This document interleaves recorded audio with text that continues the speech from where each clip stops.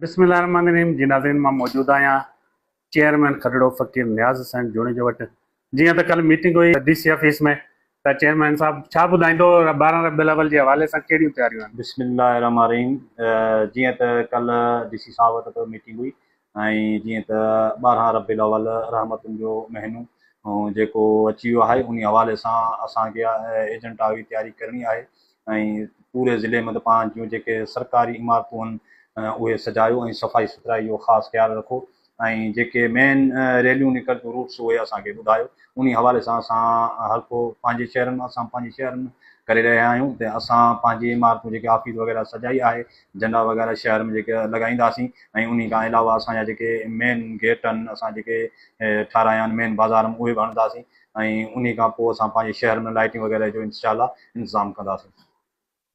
नौजवान शख़्सियत आहियो ऐं खरड़े जा चेयरमैन थिया आहियो, तव्हांखे खरड़े वासियुनि जी ख़िदमत कंदे कीअं ख़ुशी महसूसु थींदी आहे?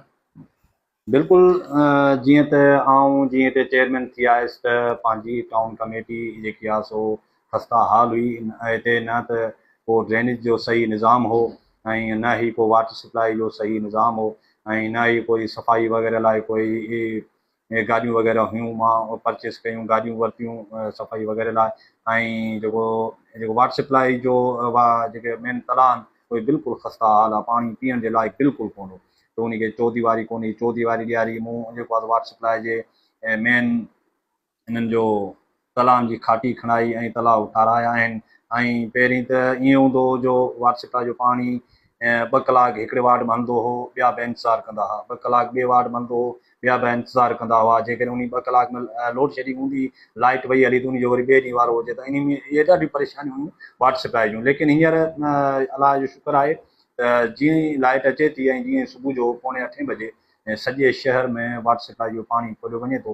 को बि अहिड़ो घर न आहे जिथे वाटर सप्लाई जो पाणी नथो पहुचे। जिथे जिथे बि वाटर सप्लाई जूं लाइनूं न पहुतल हुयूं, असां उते कमु कराए ऐं पाणी पहुचायो आहे। तव्हां हितां खां ॾिसंदव त सिविल हॉस्पिटल जेकी केतिरी हितां खां परे आहे, उते बि असां वाटर सप्लाई जो पाणी पहुचायो आहे ऐं किथे बि इहो मसइलो नथो अचे। ड्रेनेज जा निज़ाम जेको आहे सो बिल्कुलु धरम भरम हो। हींअर असां ड्रेनेज जे कमु असांजो हली रहियो आहे अञा ताणी। नालियुनि जो, मेन होलनि जो, ड्रेनेज जो, पहिरीं तव्हां ॾिसो जिथां किथां ड्रेनेज पिया उथलंदा हुआ, हींअर तक़रीबन ड्रेनेज जो निज़ाम असांजो बहितरु आहे।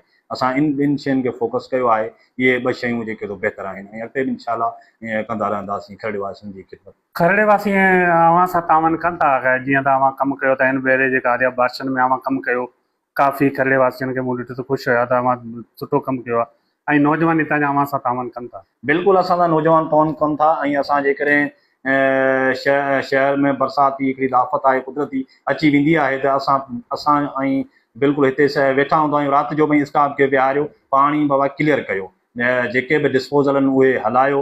लाइट न आहे त लाइट हूंदी आहे, लाइट ते हलाईंदा आहियूं। लाइट न हूंदी आहे, बरसाति में त लाज़मी आहे लाइट हूंदी ई कान्हे का, त डीज़ल इंजनूं हलाए पाणी जिथे जिथे बि जिन घिटियुनि में हेठियां वारनि जॻहियुनि में पाणी बीहंदो आहे, त मेन रस्ता असां हिकु राति में ई क्लियर करे छॾींदा आहियूं।